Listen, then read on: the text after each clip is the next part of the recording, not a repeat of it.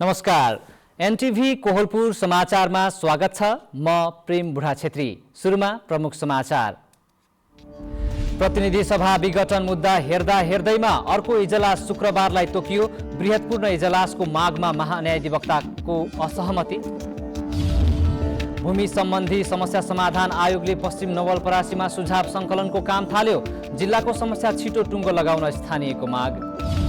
प्रदेशको समृद्धिका लागि दीर्घकालीन योजना बनाएर अघि बढ्ने लुम्बिनी प्रदेशका मुख्यमन्त्री पोखरेलको भनाई। योजना समृद्ध प्रदेशको प्रारूप हुने विश्वास। पछिल्लो समय चीनमा कोरोना भाइरसका नयाँ संक्रमितहरू थपिँदै स्थानीय स्तरमै संक्रमणको फैलिँदो क्रममा। र प्रधानमन्त्री कप राष्ट्रिय क्रिकेटको लुम्बिनी प्रदेश स्तरीय छनौटमा पाल्पालाई हराउँदै रूपन्देही फाइनलमा। उपाधिका लागि भोलि बाँकेसँग भिड्ने। समाचार अब विस्तारमा। प्रतिनिधि सभा विघटन विरुद्ध सर्वोच्च अदालतमा दर्ता भएको रिट निवेदनमाथि संवैधानिक इजलासमा भएको सुनवाई हेर्दा हेर्दैमा राखी पुनः शुक्रबारका लागि तोकिएको छ। संवैधानिक इजलास र बृहत्पूर्ण इजलास सम्बन्धमा भएको बहस आज पनि सकिएन। सो विवाद बृहत्पूर्ण इजलास सुनवाई गर्न माग गर्दै रिट निवेदकका तर्फबाट वरिष्ठ अधिवक्ता कृष्ण प्रसाद भण्डारी, हरिहर दाहाल, रमन कुमार श्रेष्ठ, हरि उप्रेती, दिनेश त्रिपाठी, डाक्टर चन्द्रकान्त गेवाली, शम्भु थापाले आज बिहान बहस गर्नुभयो। उहाँहरूले 5 न्यायाधीशले मात्र न्याय निरूपण गर्न कठिन हुने भएकोले बृहत्पूर्ण इजलास राखी विगतमा जस्तै कम्तीमा 11 जना न्यायाधीश मार्फत सुनवाई र फैसला गर्नुपर्ने माग गर्नुभयो। महान्यायाधिवक्ता अग्निप्रसाद खरेलले भने संविधानको व्याख्या गर्ने अन्तिम अधिकार सर्वोच्च अदालतलाई भएको र गम्भीर संवैधानिक प्रश्न संवैधानिक इजलासले नै न्याय निरूपण गर्ने भएकोले यताको मुद्दा अरू इजलासमा लान नमिल्ने बताउनुभयो। प्रतिनिधि सभा विघटन विरुद्धका रिट निवेदक 13 मध्ये 11 जनाले बृहत्पूर्ण इजलासमा सो निवेदन विवादको सुनवाई गर्न माग गर्दै यही पुस 22 गते पूरक निवेदन दिनुभएको थियो। नेपालमा आज 445 जना कोरोना भाइरसका नयाँ संक्रमित थपिएका छन्। स्वास्थ्य तथा जनसङ्ख्या मन्त्रालयका अनुसार देशभरका प्रयोगशालामा 4154 जनाको गरिएको पीसीआर परीक्षणमा 445 जनामा संक्रमण पुष्टि भएको हो। गत 24 घण्टामा 414 जना संक्रमण मुक्त भएको मन्त्रालयले जनाएको छ। अहिलेसम्म संक्रमण मुक्त हुने 2,59,772 जना रहेका छन्। नेपालमा निको हुने दर 97.6% रहेको छ। कोरोना संक्रमणबाट थप 5 जनाको मृत्यु भएको छ। अहिलेसम्म मृत्यु हुनेको संख्या 1937 पुगेको छ। हजारौं परिवार भूमिहीन र अव्यवस्थित बसोबास रहेको पश्चिम नवलपरासीमा भूमि सम्बन्धी समस्या समाधान आयोगले काम थालेको छ। पहिलो चरणमा आयोगले परासीमा सरकारवालाहरूसँग सुझाव सङ्कलन गरेको हो। भूमि सम्बन्धी समस्या दीर्घकालीन समाधान गर्ने गरी काम सुरु गरेको भूमि समस्या समाधान आयोगले पश्चिम नवलपरासीका 3वटा स्थानीय तहसँग समझदारी गरी काम सुरु गरेको छ। भूमि सम्बन्धी बढी समस्या भएका रामग्राम, सुनवल र बर्दघाट नगरपालिकाले आयोगसँग सम्झौता गरी लगत संकलनको तयारी थालेका छन्। 3वटा स्थानीय तहमा मात्रै झण्डै 24,000 भूमिहीन दलित, भूमिहीन सुकुम्बासी र अव्यवस्थित बसोबासी रहेको तथ्याङ्क आयोगले प्राप्त गरेको छ। हामीले काम सुरु गरिसक्यौँ। पश्चिम नवलपरासीमा अहिलेसम्म रामग्राम, सुनवल र बर्दघाट 3वटा नगरपालिकासँग समझदारी भइसकेको छ। नवलपरासीमा विगतको मनसुबा आयोगले भूमिहीन सुकुम्बासीका नाममा वितरण गरेको झण्डै 12,000 लाल पूर्जा रोक्का छ। बल्ल बल्ल पूर्जा पाएकाहरूले लाल पूर्जा भएर पनि सुकुम्बासी सरह बस्नु परेको गुनासो गर्दै अहिलेको आयोगसँग समस्या समाधानको अपेक्षा गरेका छन्। हामीले चाहिँ लाल पूर्जा भइकन पनि हामीले हाम्रो चाहिँ यो अख्तियारले रोकेको कारणले हाम्रो चाहिँ जस्तो धितो राख्न पाइएको छैन, भोगचलन गर्न जम्मा जो भोग मात्रै छ। वर्तमान आयोगले विगतका धेरै आयोगले गरेका काम पनि विचाराधीन रहेकाले अध्ययन गरी समाधान गर्ने जनाएको छ। राष्ट्रिय सभाका सदस्य रामलखन हरिजनले यो आयोग विगतका आयोग भन्दा पृथक रहेको बताउँदै भूमि सम्बन्धी सबै समस्या समाधान गर्ने दावी गर्नुहुन्छ। यो आयोग विगत भन्दा अलि पृथक खालको छ। विगतमा एउटा निश्चित विषयलाई मात्र चाहिँ जग्गासँग जोडिएको विषयहरूलाई चाहिँ सम्बोधन गर्ने बन्द थियो। तर अहिलेको आयोग जग्गासँग सम्बन्धित सबै खालको समस्यालाई सम्बोधन गर्ने गरी भूमिहीन सुकुम्बासीले तराईको हकमा आवासका लागि बढीमा 1 कट्ठा र कृषिका लागि बढीमा 6 कट्ठासम्म जमिन पाउन सक्नेछन्, जसका लागि वास्तविक सुकुम्बासीको पहिचान हुन जरुरी छ। यसमा स्थानीय तह बढी जिम्मेवार बन्नुपर्नेमा सरकारवालाहरूले जोड दिएका छन्। विकास अधिकारी, नेपाल टेलिभिजन, लुम्बिनी प्रदेश, पश्चिम नवलपरासी। समाचारको क्रम जारी नै छ। अहिलेलाई एकैछिनको विश्राम।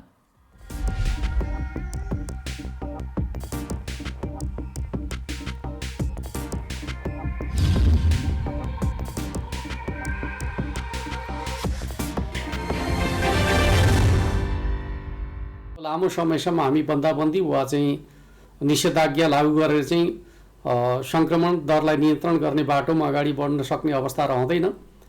आवश्यकता अनुसार हामी एरिया बन्दी गरेर चाहिँ ट्रेसिङको काम अगाडि बढाउनेछौँ। अन्यथा हामी आर्थिक क्रियाकलाप सँगसँगै महामारी विरुद्धको लडाइँ अगाडि बढाउनु पर्नेछ। त्यस अर्थमा सम्पूर्ण दाजुभाइ दिदीबहिनीहरूले सकेसम्म चाहिँ आवश्यकताभन्दा बढी गतिविधि मुभमेन्टहरू नगर्नका लागि म अनुरोध गर्न चाहन्छु। घर बाहिर निक्लनु पर्दाखेरि अनिवार्य रूपमा स्वास्थ्य सुरक्षा मापदण्ड प्रयोग गर्ने, मास्क लगाउने र कुनै पनि वस्तुलाई छोइसकेपछि, सार्वजनिक स्थानका वस्तुहरूलाई छोइसकेपछि सेनिटाइज गर्ने वा चाहिँ साबुन पानीले हात धुने जस्ता मापदण्डहरू प्रयोग गर्ने र एक अर्को व्यक्तिबाट चाहिँ निश्चित दूरी बनाएर चाहिँ संवाद गर्ने खालको तरिका प्रयोग गर्यो भने यो महामारी विरुद्ध हामी आफूलाई सुरक्षित गर्न सक्छौँ। त्यो दिशामा सम्पूर्ण दाजुभाइ दिदीबहिनीहरूको सहयोग हुनेछ भन्ने विश्वास र अपेक्षाका साथ म हार्दिक अनुरोध गर्न चाहन्छु। जनचेतनाका लागि लुम्बिनी प्रदेश सरकार, मुख्यमन्त्री तथा मन्त्री परिषदको कार्यालय रूपन्देही। विश्रामपछि समाचारमा पुनः स्वागत छ। अब बाँकी समाचार। तराईका थारू समुदायले मनाउने माघी पर्व आजबाट सुरु भएको छ। 3 दिनसम्म धुमधामसँग मनाइने यो पर्व आज पुस अन्तिम दिनदेखि सुरु भएको हो। थारू समुदायले माघी पर्वलाई नयाँ वर्षको रूपमा मनाउँदै आएका छन्। माघी पर्व सुरु भएसँगै थारू बस्तीमा माघीको चहल पहल बढेको छ। माघीको पहिलो दिन अर्थात् पुस महिनाको अन्तिम दिन थारू समुदायले वर्षभरिको दुःख पीडा भुलेर मिठो खाने, नाचगान गर्दै रमाइलो गर्ने चलन छ। माघीको पहिलो दिनलाई थारू भाषामा जिता मर्ना दिन भनिन्छ। त्यसपछि माघ 1 गते अर्थात् माघे सङ्क्रान्तिका दिन बिहानै नदी, ताल, पोखरीमा नुहाउने गरिन्छ।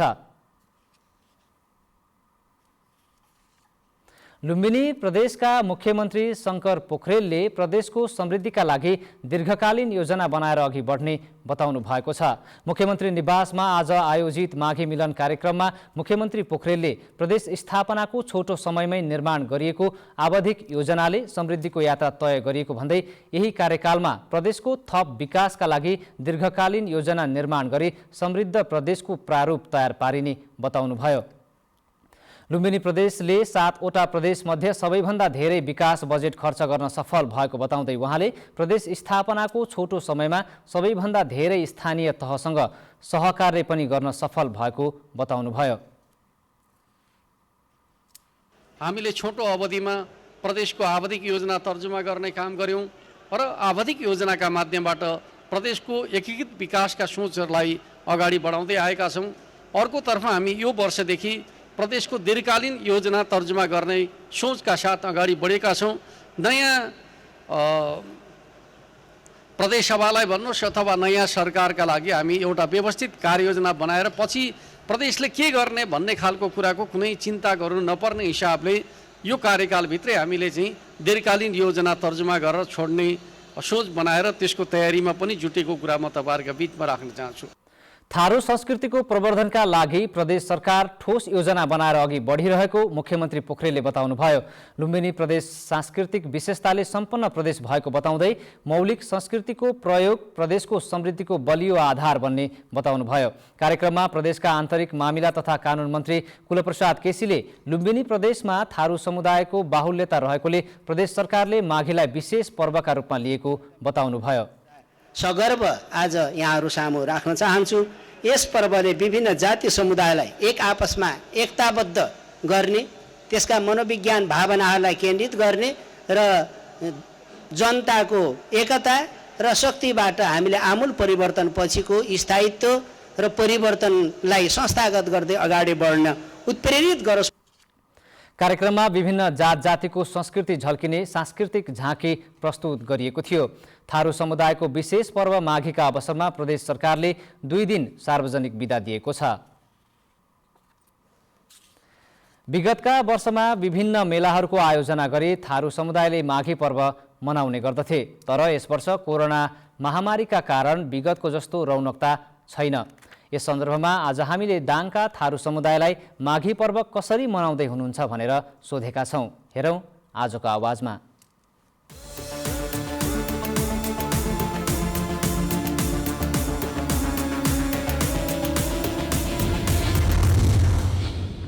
हामीले विगतका दिनहरूमा असाध्यै रमाइलो र लगातार 3-4 दिनसम्म हामी चाहिँ मनाउने गर्थ्यौँ भने अहिले कोभिडको कारणले गर्दाखेरि अहिले खास गरेर त्यति रमाइलो पनि छैन र केही अब चाहिँ परम्परागत भएकै कारणले केही चाहिँ आफ्ना मान्यजनहरूसँग भेटघाट गर्ने आज चाहिँ सुँगुर मार्ने दिन हो। सुँगुर मारिसके, अब सम्पूर्ण तयारी भइसकेको छ र राति धुम्रु गाउने चलन छ। धुम्रु चाहिँ गाइन्छ। केही साथीहरू त्यति सबै साथीहरू नभए पनि थोरै साथीहरूको बिचमा मतौहरूको बिचमा चाहिँ छलफल गरेर केही कुराहरू र त्यसपछि चाहिँ गाउने गीत गाउने गरिन्छ र बिहानै नुहाउन गई सबै स्नान गरेर मान्यजनहरूसँग ढोकभेट गर्ने र पछि निस्राउ गाइसकेपछि आफ्नो खानपिन र रमाइलो नाचगान गर्ने। माघ आगिल रोटी पकाइदिएका हमरा काल थे दिहजिना अरे काल ढाक लगना हुए जेठे बेटे बरिना हुए सब परौ दिहजिना हुए अंधिक ठोकन रोटी पकाइबे आसिया रोटी पकाइदिए काल ढिग्री पकाइबे परौ दिहजिबे यस्तो के माघ मनाइ थियो हमरा। हजुर अब यो पिठो कुटाइ भइरहेछ हजुर, यो सेलको लागि अब उसको लागि त डिग्रीको लागि चाहिँ भइरहेछ त्यो मिलमा कुटिरहेको। यो चाहिँ यो सेलको भइरहेछ। सेल अब तयारीमा अब भोलि बिहान नुहाइ धुवाइ गरेर पूजापाठ गरेर खाने कुरा हुन्छ हजुर। आज हाम्रो रोटी पकाइटी माघ आगिल अनि काल लहिना अनि घाट सलाम लग्ना हो अनि ढिक्री पकाइबी खैबी हाम्रो थारू जात अनि 2 गते दिहजे थिए। माघीको तयारी हुँदैछ भनौँ। अब बिहान के भन्छन् बुङ्गुर कटिङ भयो। अहिले चाहिँ बुङ्गुर नखानेलाई के भन्छन् अब भाले चाहिँ कटिङ भइरहेको छ। अब साँझको दिनमा पनि तयारी हुन्छ। अब विशेष गरेर माघी पर्वमा चाहिँ तपाईँको नयाँ चामलको पिठो होइन ढिक्री बनाउँछ तपाईँको। अनि आजको दिनमा चाहिँ आज 28 गते, पहिले त तपाईँको 27 गतेदेखि नै 3 दिन अगाडि नै 1 गते भन्दा पनि 3 दिन अगाडिदेखि नै सुरु हुन्थ्यो तपाईँको माछा मार्ने 1 दिन, सुँगुर मार्ने 1 दिन होइन। त्यसपछि चाहिँ ठ्याक्क 1 गते चाहिँ तपाईँको बिहान चाहिँ अब गाउँ पुरै टोल होइन र एकजना अगुवा मतौँ हुनुहुन्छ, उहाँले चाहिँ एउटा अब यहाँ त खासै त्यस्तो नदी नाला त छैन तपाईँको होइन, कुवाहरू छ होइन। कुवाहरूमा तपाईँको गएर बिहान सबेरै नुहाउने र त्यसपछि चाहिँ नुहाइसकेपछि अगुवासँग हाम्रो मतौँ गाउँको अगुवासँग चाहिँ तपाईँको टिको थाप्ने अनि उहाँसँग आशीर्वाद लिने हुन्छ।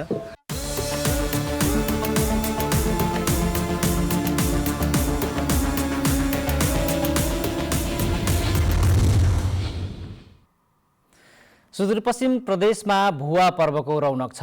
प्रत्येक वर्ष पुष्य औँसीका अघिल्लो दिनदेखि सुरु हुने भुवा पर्व सुदूरपश्चिम र मध्यपश्चिमका धेरै जिल्लामा मनाइने दशैँपछिको दोस्रो ठुलो पर्व हो। सुदूरपश्चिम प्रदेश सरकारले यस पर्वका अवसरमा बिहिबार सार्वजनिक बिदा समेत दिएको छ। सुदूरपश्चिममा भुवा पर्व सुरु भएको छ। बुधबार मुडा बालेर विधिपूर्वक यो पर्वको सुरुवात गरिएको छ। भुवामा दमहाको बाजासँगै ढाल तरबार सहित चाली खेलेर रमाइलो गरिन्छ। बाजुरेली समाज कैलालीका सदस्य कुलबहादुर हमाल यही तरबारको लडाइँले पाण्डवहरूले जितेर कौरवहरूमाथि विजय प्राप्त गरेर आफ्नो राज्य हस्तिनापुर फर्काएका थिए। त्यसैले यही उसमा यो कसैमाथि असत्यमाथि सत्यको विजय गर्नको लागि खेलिने र खेलाइने र ट्रेनिङ गरेर लडाइँ लड्ने परम्परा हो। यो भुवा भनेको तरबारको खेल हुन्छ यसमा। विगतका वर्षमा भुवा पहाडी जिल्लासँगै कैलालीको धनगढीमा पनि धुमधामका साथ मनाइने गरिन्थ्यो, तर यस वर्ष कोरोनाका कारण भुवा सामान्य तरिकाले मनाइएको छ। एक समय ठूलो पर्वका रूपमा रहेको भुवा पछिल्लो समय भने नयाँ पुस्ताले बिर्सदै जान थालेका छन्। चाली खेल्ने, मुडा जलाउने अनि तपाईँको टिकाहरू लगाउने, पिठाई लगाउने कार्यहरू पनि गरेका थियौँ। तर यसपटक कोभिड-19ले गर्दा हामीलाई असर गरेको छ। त्यो भएर हामीले यसलाई औपचारिकता निभाउनलाई मात्र यो कार्यक्रम राखेका छौँ। यो युवा वर्गहरूले यतातिर ध्यानै नदिएको अवस्था छ। यदि हामीले यो कार्यक्रमलाई राख्दै गयौँ भने उनीहरूले पनि इन्ट्रेस्ट दिनेछन् कि यो के रहेछ त भुवा पर्व भनेको, त्यसरी मात्र यसको जगेर्ना हुन सक्छ, नत्र भने यो भोलि हराएर जान सक्छ। चाहिँ आफ्ना दिदी बहिनीहरू माइतीमा आउने, अनि त्यसपछि यो भुवा नाच जुन तरबार र ढाल हातमा समातेर एकदम भव्यताका साथ बाजाका तालमा चाहिँ नाच्ने, अनि त्यसमा विशेष गुरु भएर अगाडि गुरुले अगुवाई गर्दै पछाडि चाहिँ यो चाली नाच्ने चलन छ र यो चाहिँ अब कौरव पाण्डवको लडाइँसँग पनि सम्बन्धित छ र अब त्यो तरिकाले नै हामी मनाउँदै आएका छौँ। भुवा मुख्यतया 3 दिनसम्म चल्ने गर्दछ। महाभारतको युद्धकालदेखि यो आरम्भ भएको विश्वास गरिन्छ। त्यो बेला भएको धर्मयुद्धमा पाण्डव विजयी भएपछि खुसियाली स्वरूप विजय यात्राका रूपमा यो पर्व मनाइने प्रचलनको किंवदन्ती रहेको छ। यो पर्वको मुख्य आकर्षण पक्ष भनेको भुवा नाच हो, जुन चाली सहित 2 हातमा तरबार लिएर खेल्ने गरिन्छ। निर्मला खडायत, नेपाल टेलिभिजन, सुदूरपश्चिम प्रदेश, कैलाली। अर्घाखाँचीका गन्धर्व जातिहरूको पुर्ख्यौली सारङ्गी पेसा लोप हुँदै गएको छ। कृषि उत्पादनबाट जीविकोपार्जन गर्न पर्याप्त जमिन नभएको र सारङ्गी पेसाबाट दैनिकी चलाउन मुस्किल भएपछि नयाँ पुस्ताहरू सारङ्गी बोकेर गाउँ घुम्न छाडेका छन्। अर्घाखाँचीका गन्धर्व जातिहरूले आफ्नो पुर्खौली सारङ्गी पेसा लोप हुँदै गएको बताएका छन्। कुनै समय सारङ्गी र साङ्गीतिक आवाजद्वारा एक गाउँको खबर अर्को गाउँमा पुर्याउने गन्धर्व जातिको पहिचान मिडियाको विकाससँगै सङ्कटमा परेको छ।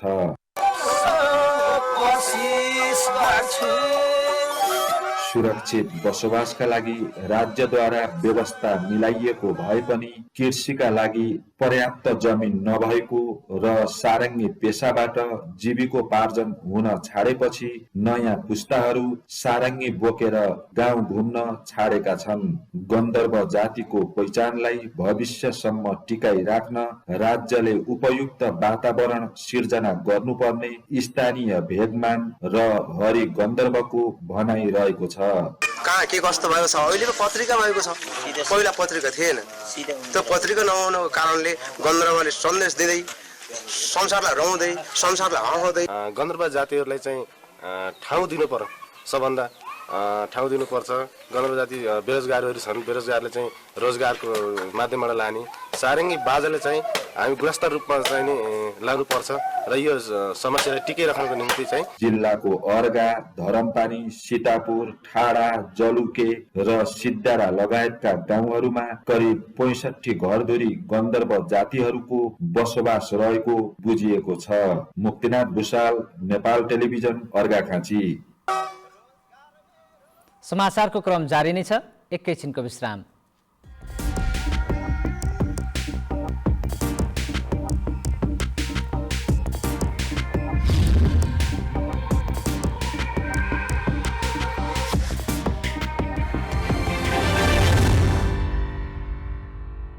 खेतदेखि भन्सासम्म, गोठदेखि बारीसम्म व्यस्त रहन्छ कृषक। कसरी मिल्ला किसानका बालीहरूलाई पोषण, कसरी गर्ने राम्रो उब्जाउ र नयाँ प्रविधिबाट खेती, अनि कसरी सफल होला त किसान आफ्नो कर्ममा। यी सबै सवालको मिल्नेछ जवाफ कार्यक्रम कृषि संवादमा। हेर्न नभुल्नुहोला, प्रत्येक बुधबार बेलुकी 6 बजे। कृषि क्षेत्रको विकासपछि मात्र सम्भव छ आर्थिक समृद्धि।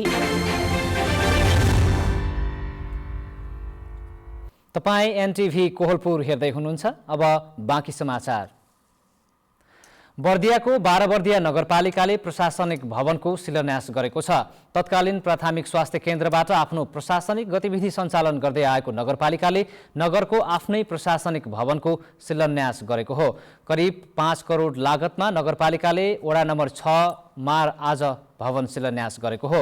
भवनको लुम्बिनी प्रदेश सभा सदस्य तिलक राम शर्मा हिमालले शिलान्यास गर्नुभएको थियो। भवनको शिलान्यास गर्दै उहाँले निर्माणाधीन भवनको गुणस्तरमा ध्यान दिन आग्रह गर्नुभयो।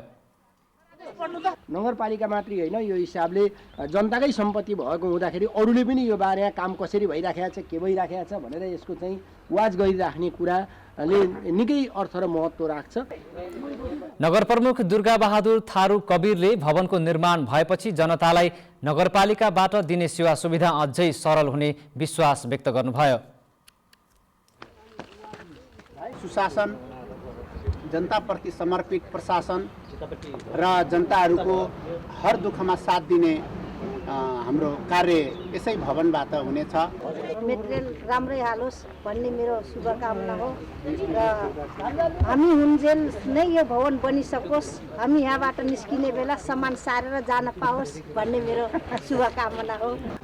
उक्त भवन आगामी वर्षको पौष 16 गतेसम्म निर्माण सम्पन्न गर्ने गरी ठेक्का सम्झौता भएको छ। निर्माण हुने उक्त प्रशासनिक भवन अत्याधुनिक सुविधा सम्पन्न 3 तले बन्नेछ। बाँकीको खजुरा गाउँपालिकाको 8औं गाउँसभाले खजुरालाई प्लास्टिक मुक्त गर्ने प्रस्ताव सर्वसम्मत पारित गरेको छ। खजुरा गाउँपालिका प्रमुख किस्मत कुमार कक्षपतिको अध्यक्षतामा सम्पन्न भएको गाउँसभामा सदस्य निसार अली दर्जीले खजुरालाई प्लास्टिक मुक्त गाउँपालिका बनाउन राख्नु भएको प्रस्ताव सर्वसम्मतिले पारित गरिएको हो। उपाध्यक्ष एकमाया विकले प्रस्तुत गर्नुभएको चालु आर्थिक वर्षमा राजस्व सङ्कलनका लागि नयाँ स्रोत पहिचान र विवरण अद्यावधि गर्ने कार्यसूची पनि सभाले पारित गरेको छ। गाउँपालिकाले मङ्सिर मसान्तसम्म चालु खर्च 31% र पुँजीगत खर्च 11.32% रहेको जानकारी दिएको छ। अब अन्तर्राष्ट्रिय समाचार।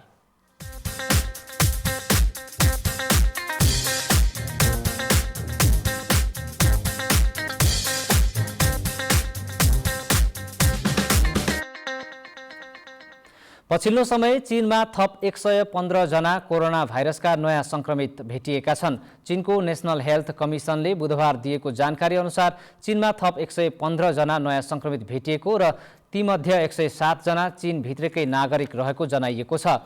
कोरोना पुनः फैलन सक्ने सम्भावनालाई मध्यनजर गर्दै चीनले निको भएका नागरिकहरूको पुनः स्वास्थ्य जाँच सुरु गरेको जनाएको छ। चीनले निको भएका बिरामीमाथि पुनः नजर राख्न र पुनः स्वास्थ्य परीक्षण गर्ने काम केही महिना यतादेखि नै थालेको हो। नयाँ भेटिएका स्वदेशी संक्रमितहरूमध्ये 90 जना उत्तरी चीनको हुबे प्रान्तका रहेका छन्। सो क्षेत्रमा पछिल्लो समय स्थानीय स्तरमा कोरोना संक्रमण बढेको पाइएको बताइएको छ। अब आर्थिक समाचार।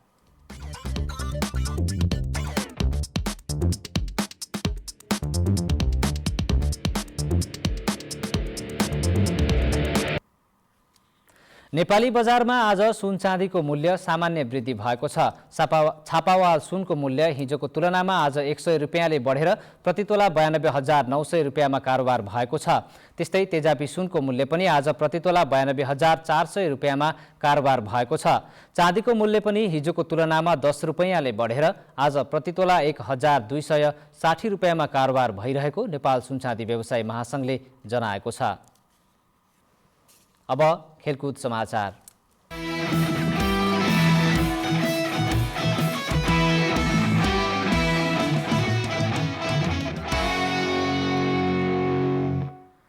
प्रधानमन्त्री कप राष्ट्रिय क्रिकेट प्रतियोगिता लुम्बिनी प्रदेश स्तरीय छनौट खेलमा समूह एबाट रूपन्देही फाइनलमा पुगेको छ।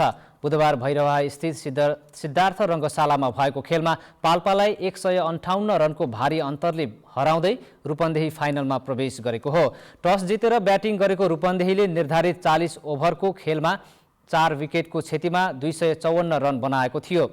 255 रनको लक्ष्य पछ्याउँदै जवाफी ब्याटिङ गरेको पाल्पाले 36.1 ओभरमा सबै विकेट गुमाएर जम्मा 96 रन मात्र बनाउन सक्यो।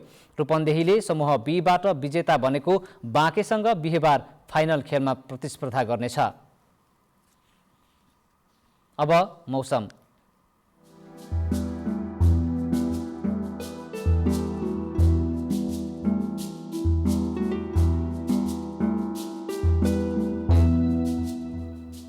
देशमा पश्चिमी र स्थानीय वायुको प्रभावले केही दिनदेखि देशका तराईका भूभागमा धेरैजसो स्थानमा हुस्सु र कुहिरो लागेको छ। आज राति लुम्बिनी प्रदेशमा आंशिकदेखि सामान्य बदली रही देशका अन्य भूभागहरूमा मौसम सामान्यतया सफा रहनेछ। अब मौसम सम्बन्धी थप विवरण।